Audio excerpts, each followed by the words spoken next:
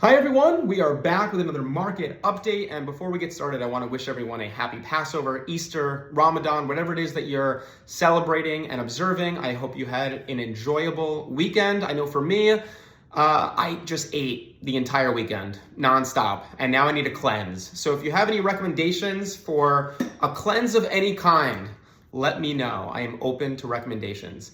And that's enough about my dietary accomplishments and needs. And let's dig into the week that was and the important market data. Okay, so last week was a week of two halves. It started off one way, and then by Friday, it completely flipped, which is basically a microcosm for how this year has been. It's been a roller coaster ride. Okay, so last week there was a ton of economic data, which is the case in the beginning of every month.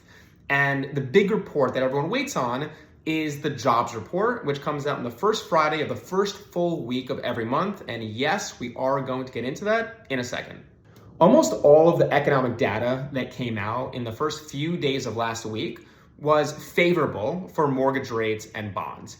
In other words, the data that came in was weaker than expected. Mortgage rates and bonds benefit from weak data, because when the economy slows down, inflation slows down, growth stalls, and these are the main drivers of mortgage rates. There were a couple of reports that came out last week that highlighted the slowdown in the economy. One of them was the JOLTS report, which makes me think of jorts, which are jean shorts. If you don't know, now you know.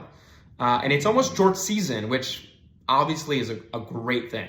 Okay, back on topic. The JOLTS report came out. And JOLTS report is the Job Openings and Labor Turnover Survey.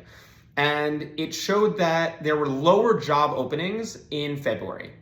Now, the number was still high, but what the market reacted to was the trend, as opposed to what the actual number was.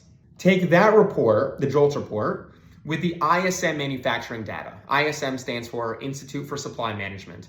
And this report measures a change in production levels month over month in the US. And this came in at its lowest level in 3 years. So if we take those two reports, it just adds to the sense that all the great economic momentum that the data has been showing for the last few months is potentially slowing down. And this is like dating someone for a couple months and things are going really well. Maybe you've even met their friends and they've met your friends. And then out of the blue, they just ghost you. You send them a text and they don't respond for 4 or 5 days. And you're thinking, what happened here? That's kind of what's happening in the economy here. Or at least the first half of last week, that's the way that it felt. And then the jobs report came out. And it showed that the job growth was in line with expectations. It showed wage growth is still really solid. Unemployment dropped to 3.5%. The labor force grew to its largest level since March of 2020.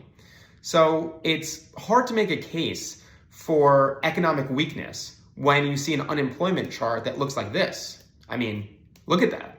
So going back to our dating analogy, the person that we're dating just ghosted us for a week, and now they're back with flowers, they're making dinner for us, and things are back to normal. So you're thinking, who is this person? And that's kind of what we're thinking about the economy. Who is this economy? Even the expectations for whether or not the Fed was going to hike rates at their next meeting changed, where midweek, it seemed like they're probably not going to raise at the next meeting. And then after the jobs report came out, it was right back to where it previously was, where they probably will hike. So we still need a few more months of consistency, because this year, as we've seen, has been anything but consistent. And there's still more economic data that is going to come out. On Wednesday, the 12th, we have the CPI, the Consumer Price Index, which is going to come out, which is always a market mover. This report carries just as much weight as the jobs report. So we'll see where that comes in. And ultimately, we're waiting to see if inflation truly is coming down. And we will update you as more data comes out. Thanks for watching, and please feel free to contact me if you have any questions on this or anything else mortgage related. Thank you.